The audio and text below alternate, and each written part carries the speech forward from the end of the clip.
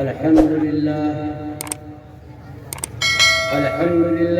رب العالمين، والصلاة والسلام على سيد الأنبياء والمرسلين وعلى آله وأصحابه وأهل بيته أجمعين برحمتك يا أرحم الراحمين.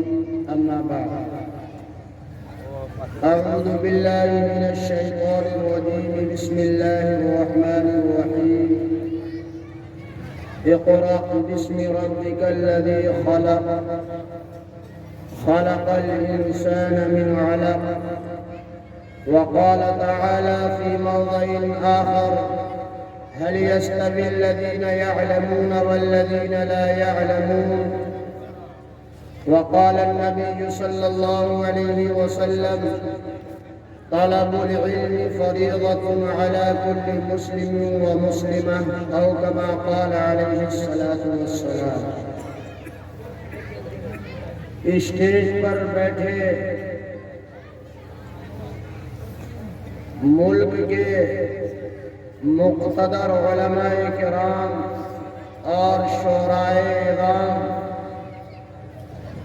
اور سامنے بیٹھے ہوئے قرب و جوار سے آئے ہوئے عزیزوں، دوستوں، بزرگوں،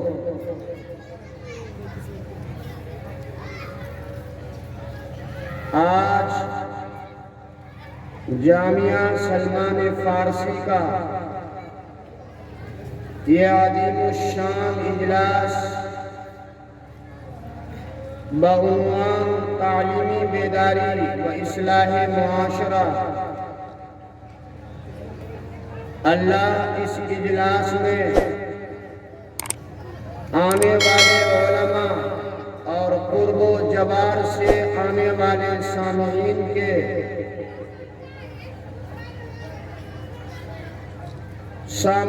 کو شرف قبولیت سے نوازے. دوستو، ہم جس خطے میں، جس علاقے میں رہتے ہیں اسے سیمانچل کا علاقہ کہا جاتا ہے. سیمانچل کا علاقہ ایک زرخیز علاقہ ضرور ہے، لیکن اس علاقے میں زیادہ تر غریب، کسان، مزدور طبقے کے لوگ رہتے ہیں. اپنی غربت و افلاس کی وجہ سے یہاں کے ذمہ دار، یہاں کے سرپرست حضرات اپنے بچوں کو اعلیٰ سے اعلیٰ تعلیم نہیں دلوا پاتے، لیکن احسان ہے اس پاک پروردگار کا کہ سیمانچل کے علاقے میں جگہ جگہ مکاتب اور جگہ جگہ مدارس اور چھوٹے چھوٹے کانوینٹ کی شکل میں پرائیویٹ اسکول اور مدارس کا ایک بہت جال بچھایا ہوا ہے. میرے محترم بزرگوں اور دوستوں، اب تو دیکھنے کو یہ ملتا ہے کہ ہمارے سیمانچل کے علاقے میں آج سے 10-15 سال پہلے جو اپنے بچوں کو حافظ اور عالم بنانے کا شوق اور جذبہ تھا، ایک لگن اور کڑھن تھی، میں اب دیکھ رہا ہوں کہ سیمانچل والوں سے وہ شوق و ذوق، وہ جذبہ، وہ لگن ختم ہوتا جا رہا ہے. ابھی 25 سال پہلے کی بات ہے، 1994 میں جب میں پہلی بار 9-10 سال کی عمر میں اپنے علاقے سے دیوبند کے لیے جا رہا تھا تو ہمارے پڑوس میں، محلے میں عورتیں اکٹھا ہو جاتی تھی.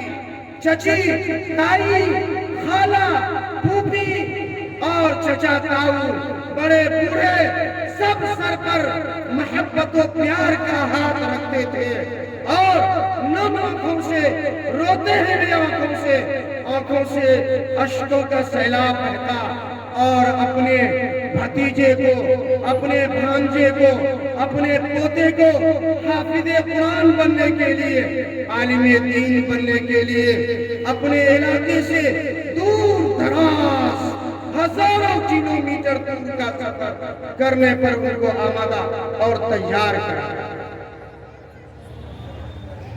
میرے محترم بزرگ اور دوستو، لیکن آج کل یہ دیکھنے کو مل رہا ہے کہ اپنے علاقے سے پہلے جو شوق تھا، پہلے جو جذبہ تھا، پہلے جو ایک ماحول تھا، ایک فضا تھی کہ ہر گھر سے گارجن ان کے سرپرستوں میں یہ امنگ تھا کہ میرا بچہ بھی حافظ ہو جائے، میرا بیٹا بھی عالم دین بن جائے۔ یہی جذبہ، یہی شوق ہے۔ الحمدللہ میں اپنے گھر میں 4 بھائیوں سے ہوں، 3 بھائی اس ادارے سے، اس سرزمین سے ہم نے تعلیم حاصل کی جس سرزمین میں ہندوستان کے اکثر مدارس کے طلبہ ان کی دلی خواہش ہوتی ہے میں بھی دارالعلوم دیوبند کے احاطے میں جا کر کچھ دن وہاں کے اساتذہ، وہاں کے اکابر اور وہاں کے اسلاف کے سامنے بیٹھ کر علم حاصل کرتا۔ لیکن آج کل اپنی نظروں سے اپنے محلے کو، اپنے بستی، اپنے سماج، اپنے عزیز و اقارب، اپنے رشتہ داروں کی خبر لیجئے کہ ہمارے عزیز کے گھر سے یا ہمارے محلے سے یا ہمارے سماج سے کتنے بچے حافظ یا عالم بننے کے لیے جائیں۔ بڑے افسوس کی بات میرے محترم بزرگوں اور دوستوں، یہ سیمانچل میں جگہ جگہ مدارس کا جال، مکاتب کا جال، پرائیویٹ اسکولوں کا جال جو بچھایا ہوا ہے، یہ میں سمجھتا ہوں بہت بڑا قدرت کا احسان ہے۔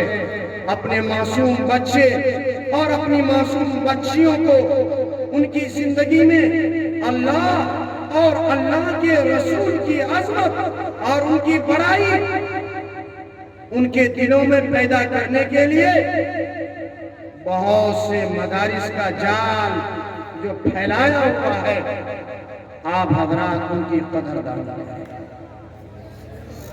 آج ایسی بھی جماعت ہے، مسلمانوں میں بھی ایک طبقہ ایسا ہے جو مسلمانوں کو علماء سے دور کرنے کی کوششیں کر رہا ہے۔ جب عوام کا علماء سے، مدارس سے، ائمہ سے اور علماء سے رشتہ ختم ہو جائے گا، دوستو پھر اپنا انجام سوچ لینا کہ ہمارا حشر کیا ہوگا۔ جب مدارس میں حکومت ہند تو چاہتی ہی ہے، دشمنان اسلام تو چاہتا ہی ہے کہ ان مدارس کو بند کر دیا جائے، مسجدوں میں تالے لگا دیے جائے، اسلام کو مٹا دیا جائے، قرآن کو ختم کر دیا جائے، داڑھی اور کرتے والے کو اس ملک ہندوستان سے ہٹا دیا جائے۔ میرے محترم بزرگوں اور دوستو، اگر آپ نے ان مدارس کو بچانے میں، ان مدارس کے بقا اور تحفظ میں آپ نے اپنا خون اور پسینے کی قربانی نہیں دی تو دوستو یاد رکھنا، اگر یہ مدارس نہ بچے، یہ علماء نہ بچے، یہ مکاتب نہ بچے، یہ مساجد نہ بچے تو تمہاری اولاد مرتد ہو جائے گا، دین اسلام سے پھر جائے گا، مسجدوں میں تالے لگا دیے جائیں گے۔ یہ مدارس ہی ہیں، یہ مکاتب ہی ہیں، یہ علماء ہی ہیں جنہوں نے اس ملک کو آزاد کرانے میں اپنے بیوی بچوں کو قربان کیا، پھانسی کے پھندے پر ان کو لٹکایا گیا اور انہی علماء اور مسلمانوں کی قربانی ہے کہ 1947 کو ہمارا ملک ہندوستان انگریزوں کی غلامی سے آزاد ہوا۔ میرے محترم بزرگوں اور دوستوں، ضرورت اس بات کی ہے، آج ہر آدمی چاہتا ہے میرا بچہ کامیاب ہو، میرا بیٹا کوئی بڑا آدمی بن جائے، ملوں کا مالک ہو جائے، بنگلوں کا مالک ہو جائے، زر اور زیور کا مالک ہو جائے، اچھی سواری ہو جائے، اچھی رہائش ہو جائے، ہر طرح کے دنیاوی اسباب میری اولاد کو مہیا ہو۔ دوستو، ابھی آپ نے سوچا اگر آپ یہ چاہتے ہو کہ میری اولاد کا مستقبل بہتر ہو جائے، میرا بیٹا بہتر زندگی گزارے، آپ نے کبھی یہ سوچا کہ میری اولاد کا مستقبل زر میں نہیں، دولت میں نہیں، زمین میں نہیں، بنگلے میں نہیں، اچھے مکانوں میں نہیں، اچھی ملوں کے مالک میں نہیں، بلکہ اگر آپ یہ چاہتے ہیں کہ میری اولاد کا مستقبل بہتر ہو جائے، دوستو یہ پیغام لے کر جاؤ، آج اس اجلاس سے یہ میسج لے کے جاؤ، اگر آپ یہ چاہتے ہو میری اولاد پائلٹ بن جائے، میری اولاد انجینئر بن جائے، میری اولاد ڈاکٹر بن جائے، تو آج یہ پیغام لے کر جاؤ کہ کامیابی کا راز میری اولاد کا مستقبل کے بہتری کا راز وہ تعلیم میں پوشیدہ ہے، تعلیم میں چھپا ہوا ہے۔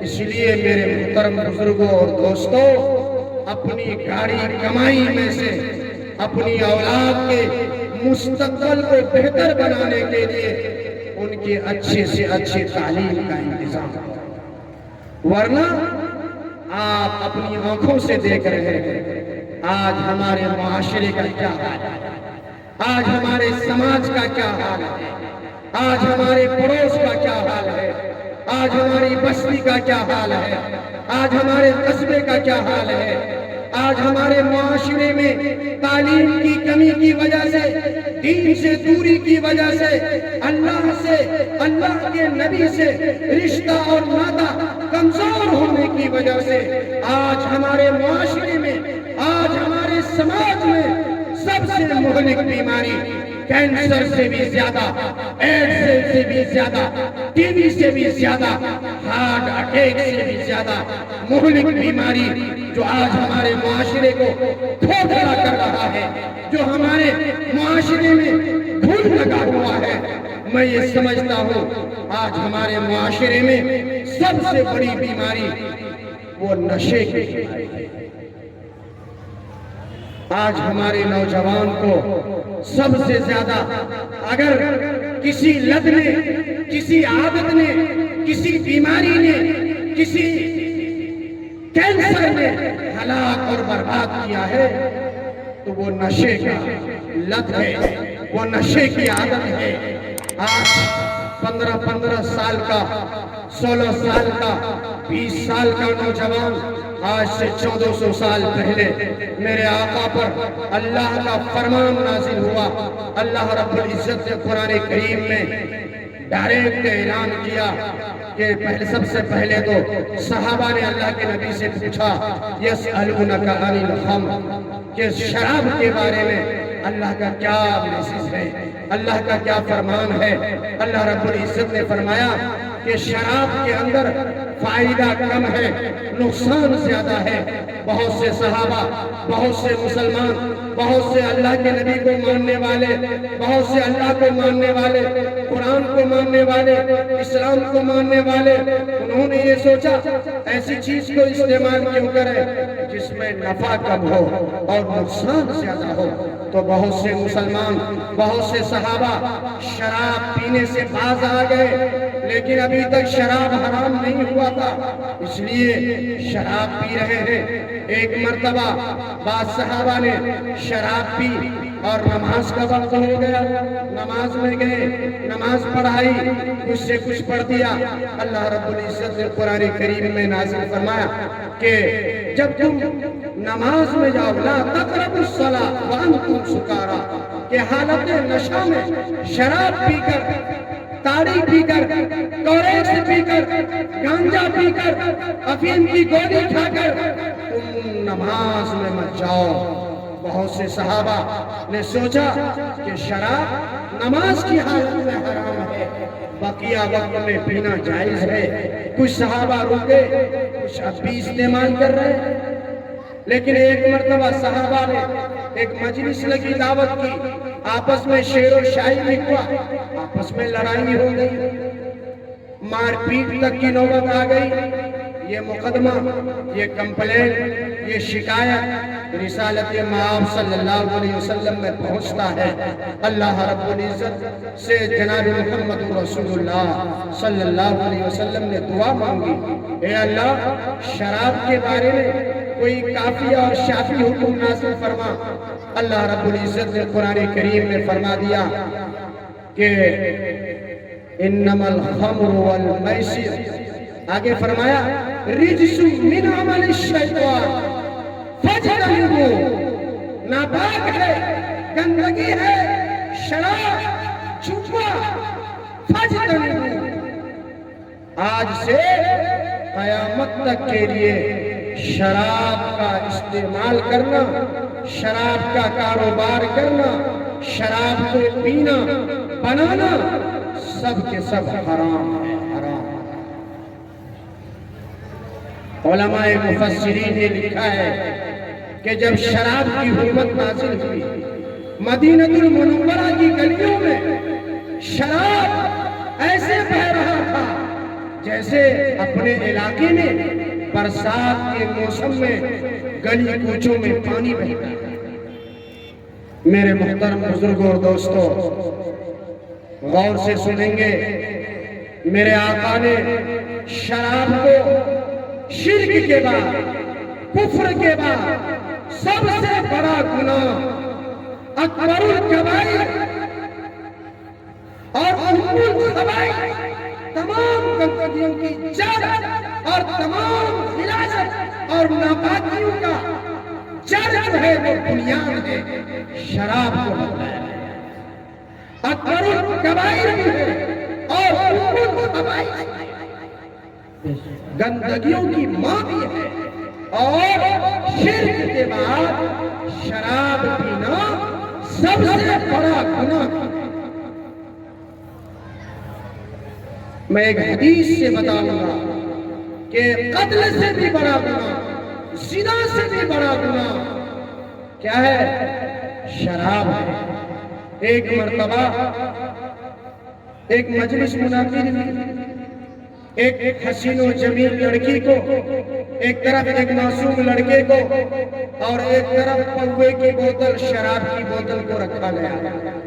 ایک صاحب کو، ایک اللہ والے کو بلایا، کہا آپ یا تو اس بچے کو قتل کر دو، یا اس حسین و جمیل لڑکی کے ساتھ زنا کر لو، منہ کالا کر لو، یا شراب پی لو۔ اب وہ سوچنے پر مجبور ہوا، سوچا قتل کرنا بہت بڑا گناہ، زنا کرنا یہ بھی بڑا گناہ۔ ان کے دل و دماغ نے کام کیا کہ شراب پینا قتل اور زنا سے چھوٹا تھا۔ انہوں نے شراب کو پی لیا۔ اب شراب پینے کے بعد اپنا ہوش و حواس کھو بیٹھا، اس لڑکی کے ساتھ منہ بھی کالا کر لیا اور اس لڑکے کو بھی قتل کر دیا۔ اس روایت سے پتہ چلتا ہے شراب کا پینا قتل اور زنا سے بھی بڑا گناہ ہے۔ آج ہمارے سماج میں نوجوان بیٹھے ہیں، بوڑھے بیٹھے ہیں، دانشور حضرات بیٹھے ہیں، اپنی سوسائٹی کا، اپنے معاشرے کا، اپنے پڑوس کا، اپنے محلے کا ہم سب خبر رکھتے ہیں۔ آج بہت سے نوجوان جھولا چھاپ، بہت سے لوگ کوریکس کے کاروبار کو فروغ دے رہے ہیں۔ نوجوان نسلوں کو برباد کرنے میں وہ بہت بڑا رول اور کردار ادا کرتے ہیں۔ نٹراپن کی گولی اور انجیکشن لگانا اور رومال میں چروٹی لگا لگا کر نشہ کرنا معصوم بچے، جوان لڑکے اپنی زندگی کو برباد کر رہے ہیں۔ میرے محترم بزرگوں اور دوستوں، آپ نے اپنی آنکھوں سے دیکھا ہوگا بہت سے شرابی جب شراب میں مست ہو جاتا ہے کبھی کبھی بیوی کو طلاق بھی دے دیتا ہے، اپنے بچوں کی کوئی خبر نہیں لیتا، اپنے بیٹے کو بیٹی نہیں سمجھتا، بھائی کو بھائی نہیں سمجھتا، ماں کو ماں نہیں سمجھتا ہے۔ میرے نوجوان دوستوں، میرے بوڑھے چچا تاؤوں، اس مجمع میں جتنے بھی حضرات بیٹھے ہیں، یہ ارادہ کریں، یہ عزم کریں، ہمارے محلے میں، ہمارے سماج میں جو ظالم نوجوان کوریکس شراب کو عام کر رہے ہیں، کاروبار کرتے ہیں، ان کی تجارت کرتے ہیں، خود بھی حرام کھاتے ہیں اور نوجوان نسل کو برباد کرنے میں، کسی کے گھر کو اجاڑنے میں، ایسے لوگ جو شراب کو بیچتے ہیں، کوریکس کے کارٹون کو زمین کھود کھود کر گوہالوں کے گھر میں، پوار کا گھاس کی ڈھیری میں، مکہ کے کھیت میں، کسی غریب مزدور کے گھر میں چھپا کر رکھتے ہیں اور اشاروں میں فون پہ ان کی ڈیلیوری کرتے ہیں اور نوجوان نسل کو برباد کرنے میں اپنی وہ کامیابی سمجھتے ہیں، اپنی واہواہی سمجھتے ہیں۔ میرے نوجوانوں، ذرا آقا کا فرمان تو سنو، جو شخص شراب پیتا ہے، میرے آقا نے فرمایا 40 دن تک کوئی بھی عمل اللہ کے یہاں قابل قبول نہیں۔ کتنے دن تک بھائی؟ ارے بول کیوں نہیں رہے؟ کتنے دن تک؟ 40 دن تک شراب پینے والے کی کوئی بھی عبادت بارگاہ خداوندی میں قبول نہیں ہوگی۔ ایک حدیث میں میرے آقا نے فرمایا جس نے شراب پیا اور شراب کا اثر پیٹ میں موجود ہے، اسی حال میں اس کی موت ہو جائے، میرے آقا صلی اللہ علیہ وسلم کا فرمان ہے کہ زمانے جاہلیت والی اس کی موت ہوگی۔ میرے دوستو اور بھی سن لو، شرابی کو اللہ تعالی جہنم میں کیا پلائے گا؟ نوجوانوں غور سے سنو، شرابی کو جہنم میں کیا پلایا جائے گا؟ فریج کا ٹھنڈا پانی یا ابلا ہوا پانی؟ نہیں میرے دوستو، آج ہمارے سماج کو سب سے زیادہ برباد اور کھوکھلا، تباہ و برباد کر رہا وہ شراب۔ سن لو شرابیوں، کوریکس پینے والوں، پوا پینے والوں، نٹرافن کی گولی کھانے والوں اور نشہ کا انجیکشن لگانے والے اور رومال میں کپڑے میں فروٹی لگا کر اور چلم پینے والوں، سن لو کل قیامت کے دن جہنم میں گانجا پینے والوں، پوا پینے والوں، کوریکس کے 2 3 بوتل ایک دن میں پینے والوں، اللہ کیا پلائے گا؟ میرے آقا جناب محمد رسول اللہ صلی اللہ علیہ وسلم کا فرمان ہے، شرابی کو اللہ تعالی جہنم میں نہر غوطہ سے پلائے گا۔ صحابہ نے پوچھا اللہ کے نبی، یہ نہر غوطہ کیا چیز ہے؟ کس چڑیے کا نام ہے؟ کیا بلا ہے؟ سنو نوجوانوں، بوڑھوں، عزیزوں، دوستوں، کان کھول کر سن لو، میرے آقا نے فرمایا نہر غوطہ وہ ہے کہ جہنم میں بدکاری کرنے والی عورت، زنا کرنے والی عورت، غلط دھندا کرنے والی عورت کے شرمگاہ سے، پیشاب کے راستے سے جو غلاظت، جو گندگی نکلے گی، کل قیامت کے دن اللہ تعالی جہنم میں شرابی کو پلائے گا۔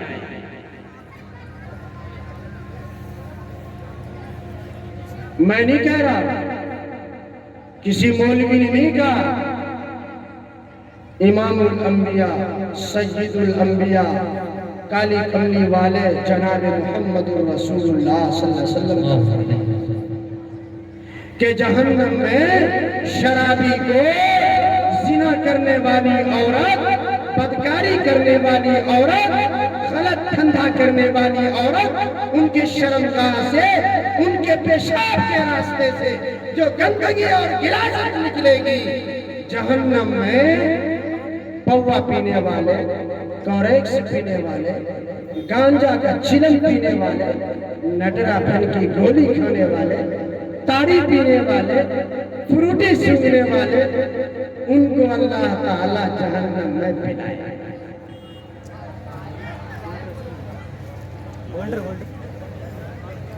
بات سمجھ میں آ رہی ہے بھائی؟ میں نہیں کہہ رہا ہوں، خدا کی قسم میرے آقا کا فرمان۔ ایک بھی بات میں کسی مولوی کی لکھی ہوئی ذہن و دماغ سے نہیں، ایک بھی بات، ساری باتیں میرے آقا کا فرمان۔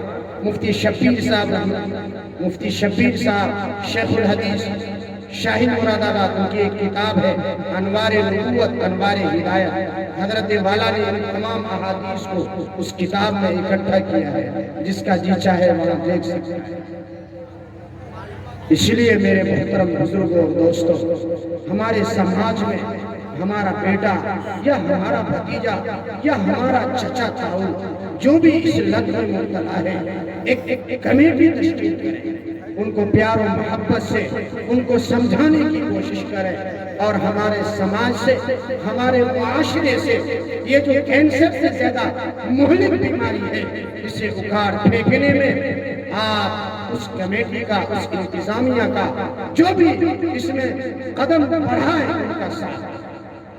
کچھ ہی مجھے بہت مختصر وقت ملا ہے، ہمارے معاشرے میں ایک اور کینسر کی بیماری چل پڑی ہے۔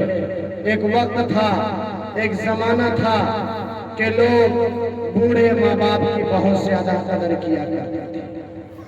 آج ہمارے معاشرے میں جس گھر میں بیٹا پیدا ہوتا ہے، میں تو کہا کرتا ہوں کہ ایک جوتا مارنے والا پیدا ہوتا ہے۔ اس لیے کہ بیٹی کے پیدا ہوتے ہی چہرے پہ پارا بچ جاتا ہے، چہرے پہ شکن آ جاتا ہے۔ کوئی دوست پوچھتا ہے کہ کیا ہوا آپ کے گھر میں؟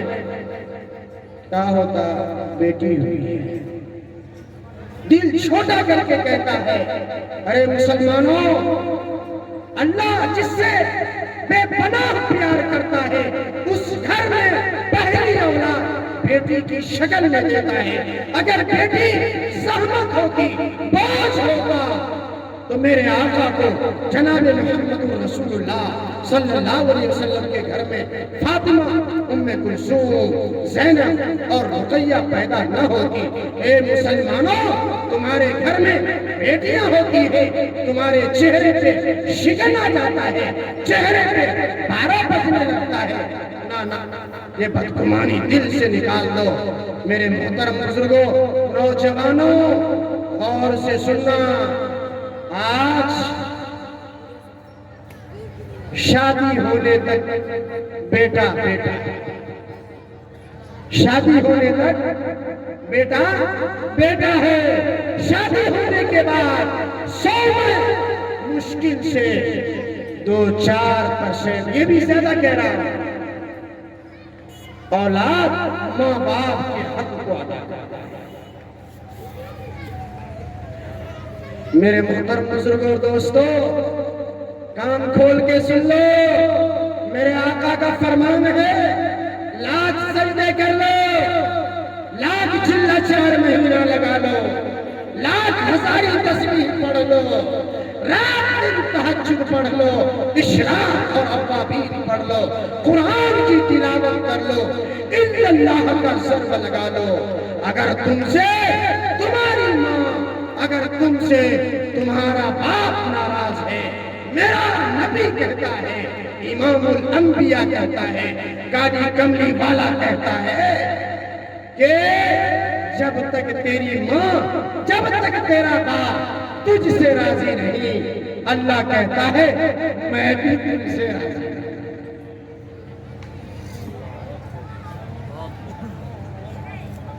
ارے سن لیں بھائی، کیا کہا میرے نبی نے؟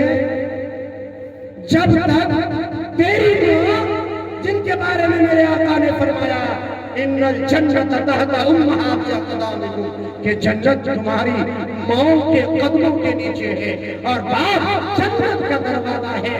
بھلا کیسے اللہ کے تمہاری عبادت قبول ہوگی؟ جنت کا دروازہ تو تیرا باپ ہے۔ لیگ کمپنی کا اگر بڑا سا تالا جنت کے دروازے میں لگا دے گا، تم زندگی میں ماں باپ کو ستاتے رہو گے، لاکھ نمازیں پڑھ لو، لاکھ صدقہ خیرات کر لو، لاکھ مدرسے میں چندہ دے دو، لاکھ تسبیح پڑھ لو، جب تک تیرا باپ، جب تک تیری ماں تم سے راضی نہیں، اس وقت تک خدا کہتا ہے، اللہ کہتا ہے میں بھی تم سے راضی ہوں۔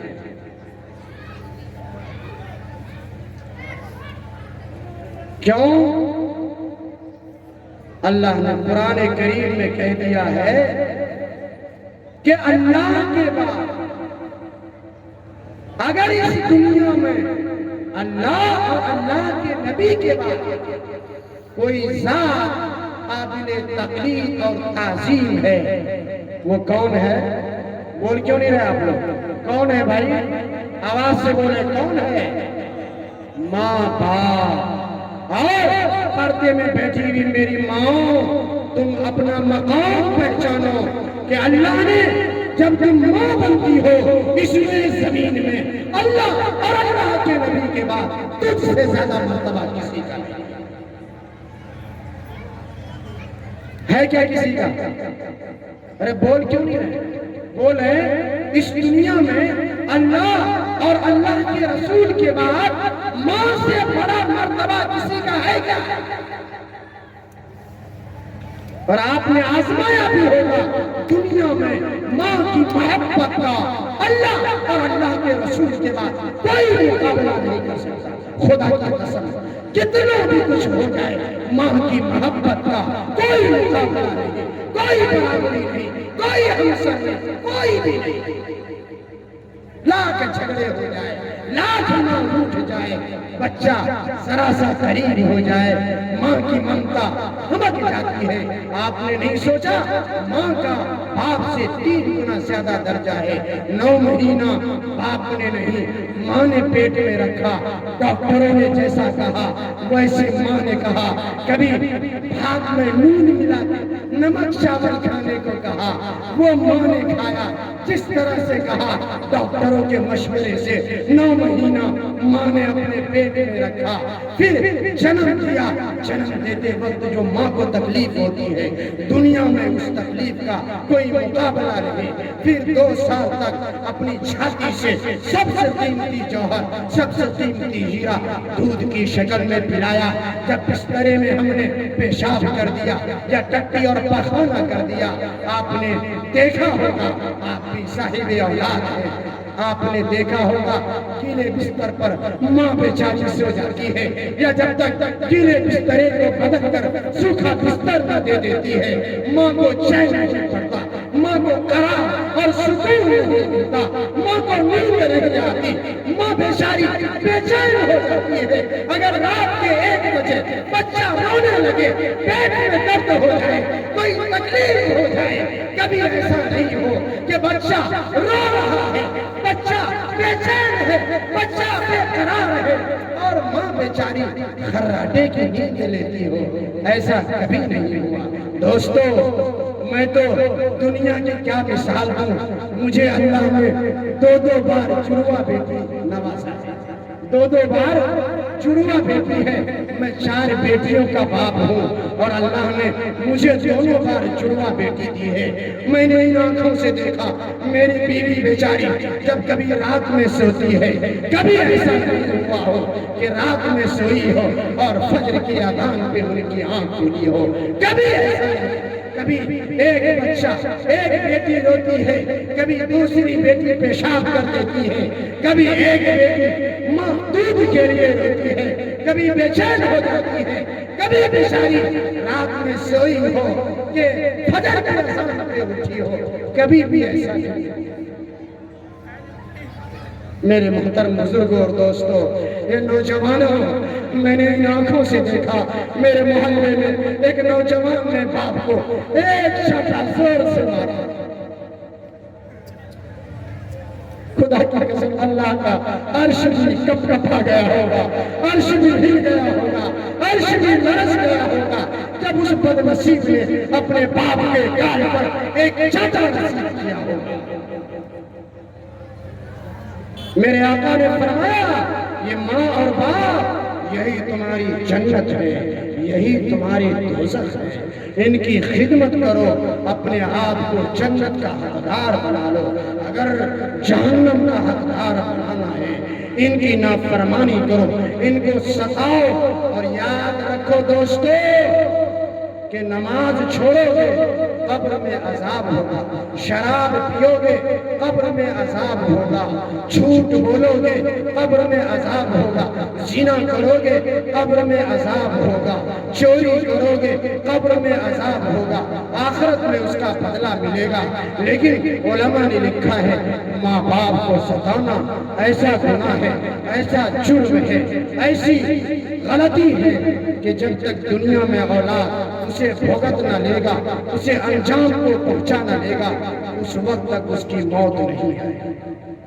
اے نوجوانوں، اگر تم چاہتے ہو میرا بھی بیٹا بڑھاپے میں میری خدمت کرے، میری اولاد بڑھاپے کی لاٹھی بن جائے، سنہرا موقع ہے، جن کے ماں باپ زندہ ہے ان کی خدمت کر لو۔ کیا کر لو؟ اللہ کی قسم کھا رہا ہوں اس دومانہ کے جلسے میں، اگر آپ نے ماں باپ کے دل کو دکھایا، اگر ماں باپ نے معاف نہیں کیا، اگر ماں باپ کو ستایا، ان کے حق کا خیال نہیں رکھا، جب تک تمہاری اولاد تمہیں ستائے گی نہیں، اگر تم نے اپنی اولاد کو، اپنے باپ کو اوڑھنے کے لیے پھٹا پرانا کمبل دیا، اللہ جب تک تمہیں جھول نہیں اڑوائے گا تمہاری موت نہیں ہے۔ سن رہے ہو؟ ایک کمرشل ہے بھوا کو کی طرح، ماں باپ کو باپ بھی بولتے ہوئے شرم آتی ہے۔ 8 بچے کو، 6 بچے کو، ان کی پرورش، ان کے کپڑے لتے، ان کے ہر چیز کا انتظام ایک باپ کر لیتا ہے، ایک ذمہ دار گھر کا گارجن کر لیتا ہے۔ بوڑھا باپ بیمار ہو جائے تو بیٹوں سے دوائی کے لیے بھیگ۔ نوجوانوں، اس جلسے سے یہ پیغام لے کر جاؤ، اپنے ماں باپ کو جو ہم نے ستا لیا ہے، آج ہی ان کے قدموں میں گر کے ان سے معافی تلافی مانگ لے، ورنہ ایک تو کوئی عبادت قبول نہیں۔ اگر اللہ نے تمہیں 4 بیٹا یا 2 بیٹا دیا ہے، اللہ ماں باپ کو ستانے کا بدلہ تمہاری اولاد سے چکوائے گا، پھر ملک الموت آ کر تمہاری روح کو نکالے گا۔ اس لیے ماں باپ پہلے اپنی اولاد کا بھی حق ادا کرے۔ بس میں اپنی جگہ لینے والا ہوں۔ ماں باپ کا 3 حق ہے اولاد پر۔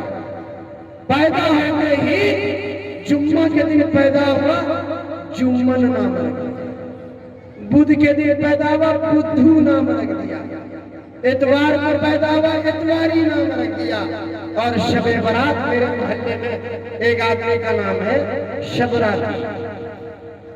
نہ پیدا ہوتے ہی ان کا اچھا نام۔ صحابہ کے اوپر عبداللہ، عبد الرحمن، بلال حبشی، ابو بکر صدیق، محمد، عمر، علی، ایسے نام رکھے، اچھا سا نام رکھے۔ پھر جب وہ اس قابل ہو جائے، سلمان فارسی مدرسے میں پڑھنے کے لائق ہو جائے، کسی مکتب میں جانے کے لائق ہو جائے، اسکول میں جانے کے لائق ہو جائے، تو ان کے ہاتھ میں کچیا نہیں دینا، پوسنی نہیں دینا، گھاس کی بوری مت دے دینا، بلکہ ان کے ہاتھوں میں مکتب کا بستہ دینا، مکتب کا یونیفارم دینا۔ جامعہ سلمان زبان فارسی کے وہاں کا نصاب دینا، وہاں کا یونیفارم دینا، اور اپنے بچے کو مکتب یا مدرسے یا اسکول کے حوالے کرنا۔ اگر آپ نے اپنے بچے کو صحیح تعلیم و تربیت نہ کی، کل قیامت کے دن اللہ آپ سے پوچھے گا۔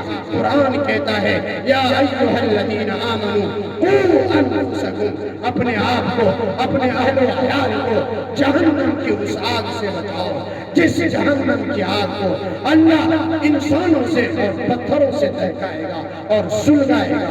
میرے محترم بزرگوں اور دوستوں، اس لیے اپنے بچہ جب پیدا ہو اس کا نام بدھو نہ رکھ کر، جمعراتی نہ رکھ کر، جمعن نہ رکھ کر، اتواری نہ رکھ کر، پیرو نہ رکھ کر، منگلا نہ رکھ کر، منگلو نہ رکھ کر بہترین نام رکھیں۔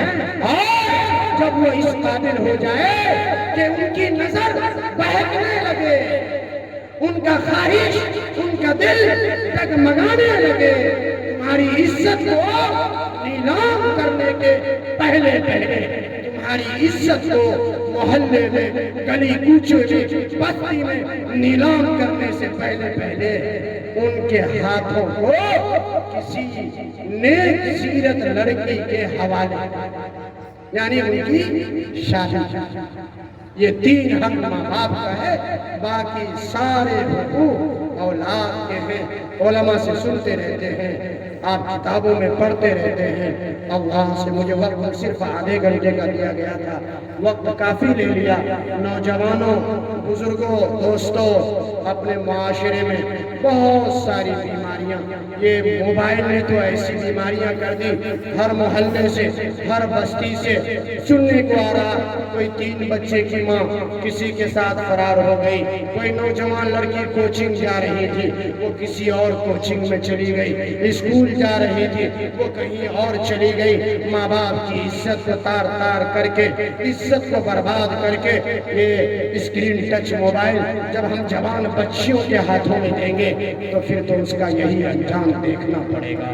اس لیے میرے محترم بزرگوں اور دوستوں، اپنی اولاد کی فکر کریں، اپنے معصوم بچیوں کو، اپنے معصوم بچوں کو اچھے سے اچھے تعلیم کا انتظام کریں۔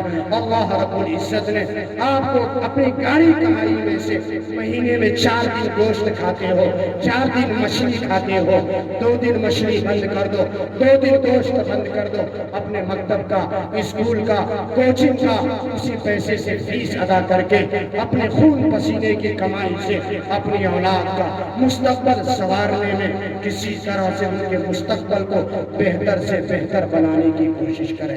اللہ تعالیٰ سے دعا ہے اللہ تعالیٰ کہنے سے سننے سے زیادہ ہم سبوں کو عمل کی توفیق عطا فرمائے۔ وآخر دعوانا الحمدللہ رب العالمین۔